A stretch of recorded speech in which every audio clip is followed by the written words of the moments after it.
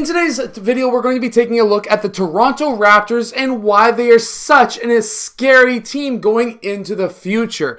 This is a crazy good team, so let's get down, let's check them out. Really quickly, if you want to be able to shoot the basketball better, make sure to go check out the complete guide and full workout of the hardest basketball shooting workout down in the description below. Okay, so first off, the Toronto Raptors are a massive team, especially this dude right here, Precious Achiuwa, who gets a dunk right there. Let's really quickly look at the players who are on the court right now. They have a lanky forward, a lanky forward, a lanky forward, 6'5" guy, and Fred VanVleet. By the way, there's very few players under 6'5" on the Toronto Raptors. In fact, there's only 3. Why I'm mentioning this is because they can set these screen and rolls all day long for players like Fred VanVleet and Gary Trent Jr., where those big 6'8" forwards can rim run or attack the rim, and we can send up, or the Raptors guards can send up these alley-oops to them, and no matter where they catch that ball, they just need to throw it up higher than the defense, which, let's face it, when you've got 3, sometimes 5 players all on the court at the same time over 6'8", this is a massive team, and they're going to be able to catch balls that are extremely high like that and get tons of rebounds as well. Boardman gets paid. Let's also remember that all of these big forwards that they have are agile and can handle the ball as well and get to the rim like we've seen right here. The Raptors run a really good defense, and anytime a player tries to attack baseline, the first thing that they try to do is to trap that player off of those screens.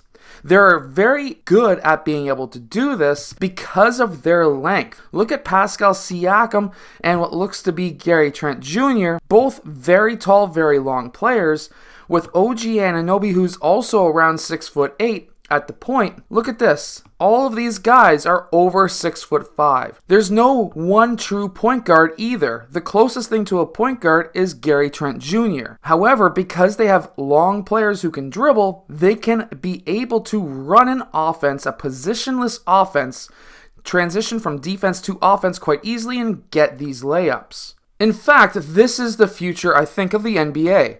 Tall players who can attack with handles, kick that ball out when there's a double or a triple team in the paint, and then swing that ball around, drive, kick, swing, and be able to get a ton of open shots. By the way, all the Raptors can shoot. And then when they do feed the post, watch the off-ball movement. After the pass into the paint, Fred VanVleet sets a screen away, and then he rolls towards the basket. If Delano Banton used that screen, if they were not calling essentially an ISO for Precious Achiuwa, this man could have gone out, and this could have been an open layup for Fred VanVleet with the quick bounce pass. However, this is a mismatch for Achiuwa, so Achiuwa needs to attack that mismatch and gets to the rim. Did I mention that everyone on the Raptors can shoot? Yeah, guess what? Almost everybody on the Raptors can shoot at a really high percentage. And look at the passing. These are all pass-first willing passers that drive, that kick, that swing for an open 3 for Fred VanVleet. There's not many teams who are going to be able to stop this. Now on this drive by the Miami Heat, I really want you to see this screen and roll. First off, this player went way too wide. Tyler Hero usually cuts down much quicker, but there's a very long, lanky player waiting for Tyler Hero to attack the basket. So he goes long around, waiting to try to get that pass into the rolling player. That pass isn't there because what looks to be Birch is in the way, and Fred VanVleet's able to stay with his man. Now between Fred VanVleet trailing his man and the big man just waiting to get that block, again, a very hard team to score against. And when you've got lanky players who can reach over your back without really touching you all that much, you can get a lot of these tips to your own team and transition into offense as we see here. And anytime that you have a 3-on-2 situation, you always want to try and push it up as far as you can, and in this case, get that dunk. I'm going to say right now that that was going to be a dunk, but he didn't want to dunk on Kyle Lowry. One of the strategies that the Raptors use is to get that ball into the paint to collapse the defense. In this case, there's 2 players on the ball, one player paying attention on help side, Kyle Lowry trying to cut off the weak side pass or kick out pass. So the best logical reason or pass in this case would be to Gary Trent for the 3 from the perimeter. However, he did miss. The one thing I will say though is when the Raptors have a lot of big guys on the court and Fred VanVleet is not at the point and he's trying to also get that rebound, there's an issue that I do see pop up quite often. And that is, normally if there's a 3-point shot from the free throw line or above, you want a perimeter or point player to run back on defense. That is something that you want to have happen. You can have 4 guys go in and crash the boards. That's totally fine. But you need the guy at the point to go back. However, who's at the point here? OG Anunoby is pretty well at the point. He is the man who needs to get back on defense. However, he goes in to crash the boards. Gary Trent Jr., he's admiring his shot. He's neither going in for the rebound or getting back on defense. And what happens is the Miami Heat leak out and they're able to get that layup really easily.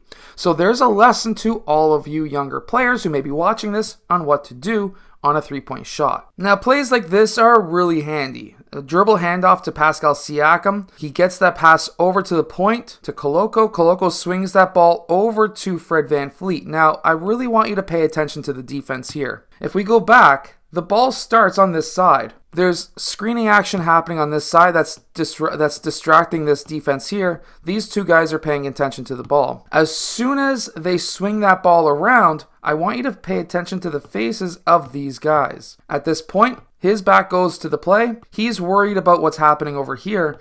These 2 guys are wide open coming off of this screen and roll. This is why you want to swing the ball around the perimeter from one side to the other. This distracts the defense, gets them out of position, and in this case gives Fred VanVleet an absolutely wide open 3-point shot. The other thing to really note out is the fact that Tyler Hero didn't go over top of the screen. He decided to cheat underneath and try to call switch.